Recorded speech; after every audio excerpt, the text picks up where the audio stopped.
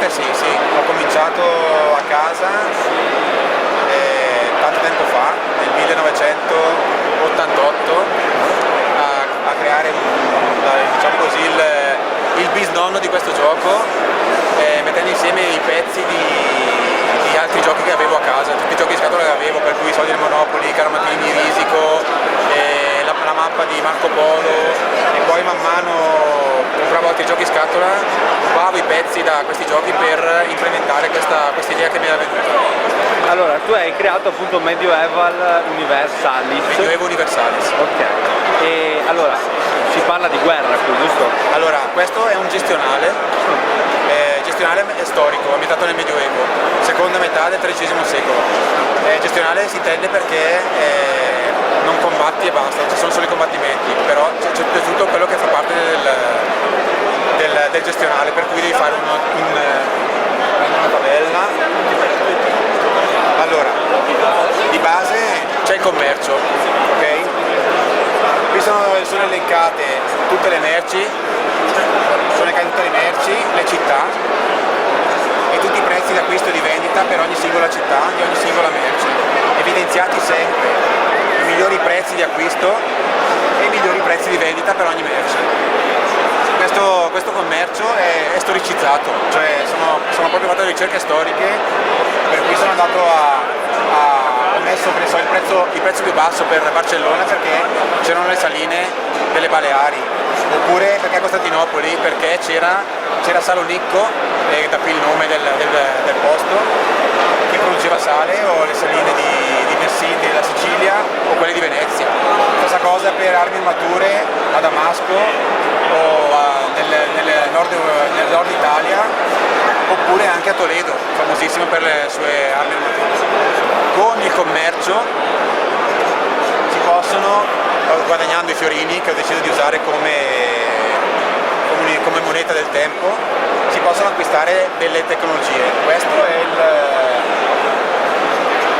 Questo è lo schema delle tecnologie che ci sono a disposizione in questo gioco.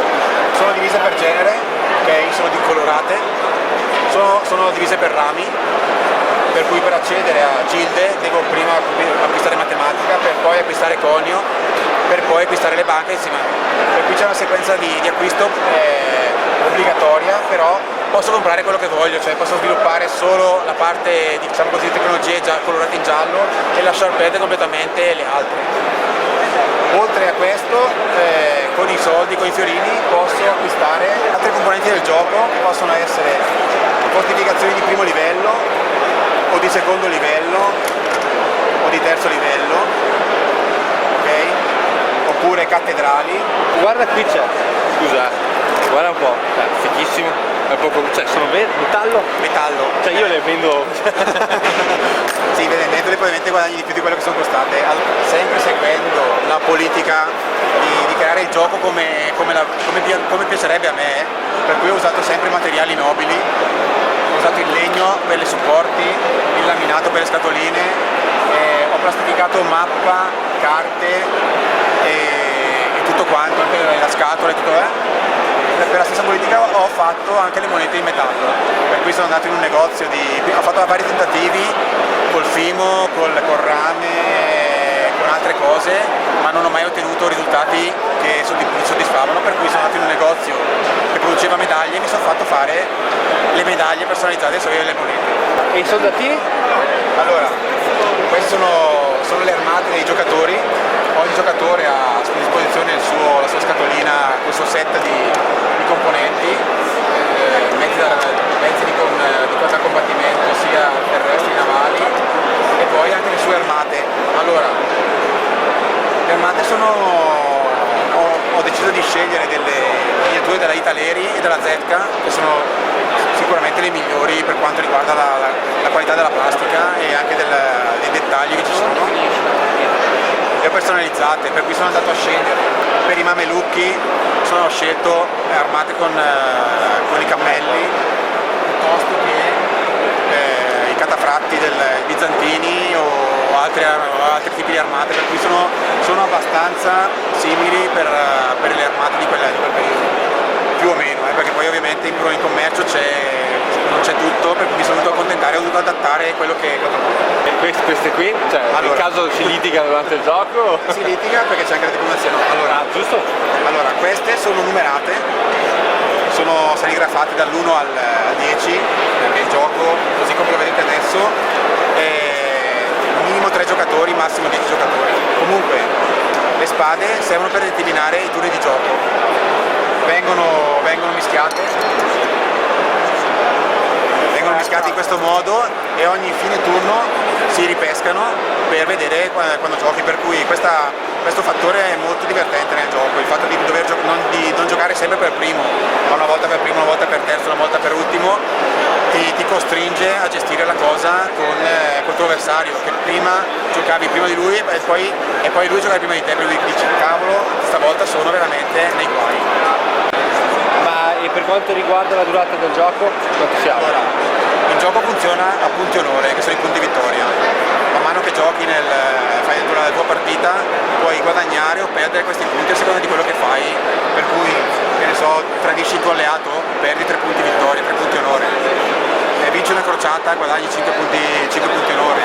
Conquisti un regno nemico, diventi il papa, uccidi un generale nemico, eccetera, eccetera. Ci sono tutte queste cose che ti fanno guadagnare e perdere questi punti. Per cui si può giocare con un tetto di punti onore,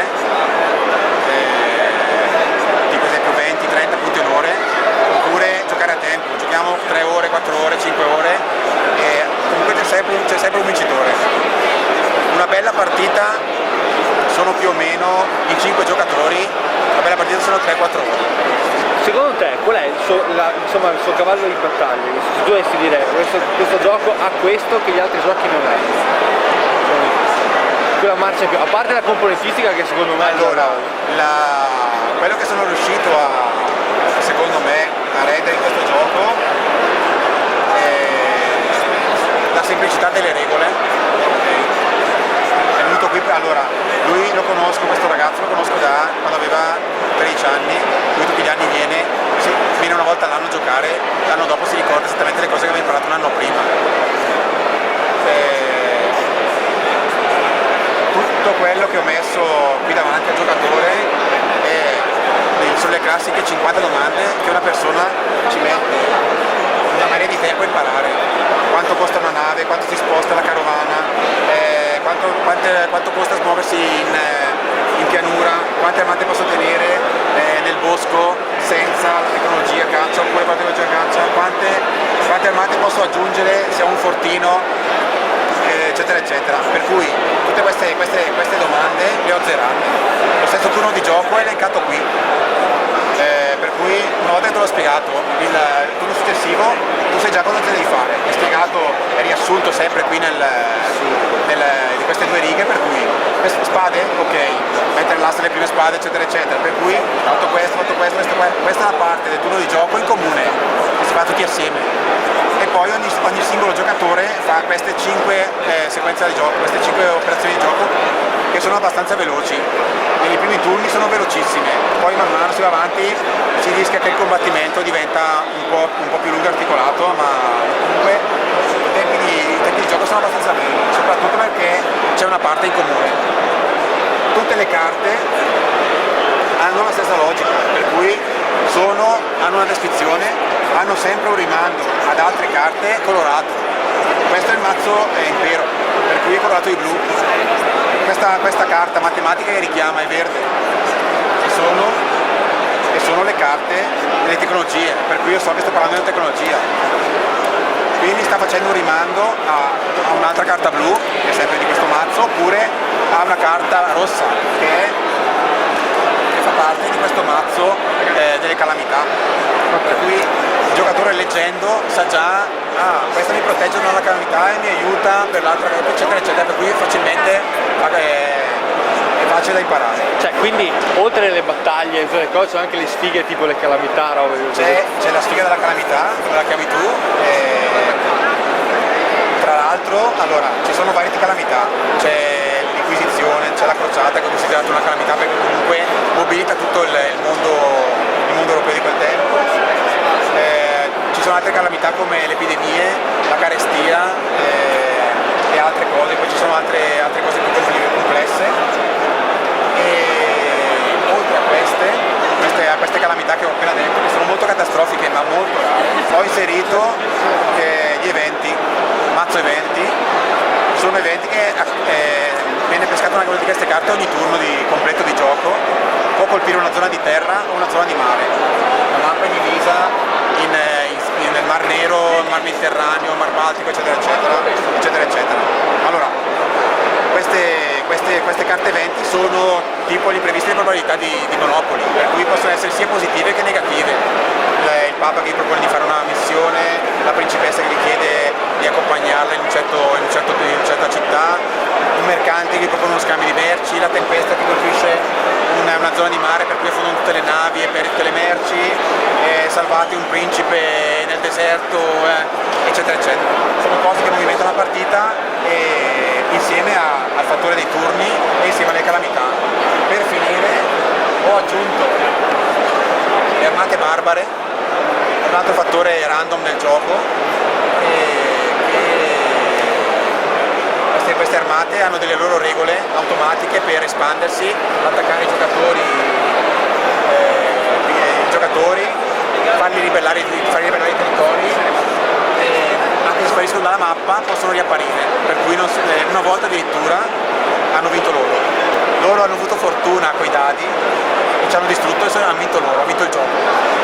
Comunque è un gestionale, per cui non ci si può aspettare la semplicità di gioco di un gioco di carte, di un semplice gioco in scatola con che ne so, un mazzo di carte, 2 dadi e 4 pedine. Bisogna ricordarsi che questo è un gestionale, che poi sia ambientato nel Medioevo non complica le cose, anzi lo abbellisce di più, perché appunto questi eventi, il fatto che il commercio sia storicizzato, il fatto che la mappa abbia tutti questi sistemi dell'araldica, le città famose come Damasco, eccetera, eccetera, che tutti conoscono perché è famosa in questo periodo, sono cose che il giocatore apprezza. Ok, da quanti giocatori è allora questo? Allora, la versione base del gioco